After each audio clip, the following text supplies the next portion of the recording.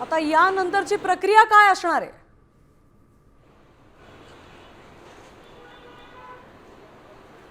नक्कीच खरं तर राजीनामा दिल्यानंतरून आता त्यांच्या जागेवर आणखी कोणाला उमेदवारी देतात का हे देखील पाहणं गरजेचं आहे। ज्या पद्धतीने बदलापूरचं निवडणूक झाली होती, नगरपंचायतीमध्ये काही स्वीकृत नगरसेवकांची पदं आहेत ती भरली जातात आणि त्याच पद्धतीने या पदावर खरं तर महेश आपटे यांना देखील ही उमेदवारी दिली होती आणि नगरसेवक आहे ते भाजपच्या वतीने आहे ते त्यांना बनवण्यात आलं होतं। मात्र महेश आपटे यांना नगरसेवक बनवल्यानंतरून भाजपवर मोठ्या प्रमाणामध्ये आहे ती ही सगळी टीका सुरू झाली होती आणि त्यानंतरून आता या नगरसेवक पदाचा त्यांनी राजीनामा दिल्याचं सूत्रांकडून माहिती मिळते। आता त्यामुळे महेश आपटे यांच्या राजीनाम्यानंतरून आता भाजप नेमकं नव्या कोणत्या उमेदवाराला आहे ती संधी देते हे देखील पाहणं आता तेवढंच महत्त्वाचं आहे। धन्यवाद आपण दिलेल्या सविस्तर माहितीबद्दल। त्यामुळे आता लैंगिक अत्याचाराचे आरोप असणाऱ्या स्वीकृत नगरसेवकाने तुषार आपटेने स्वतः राजीनामा दिलाय।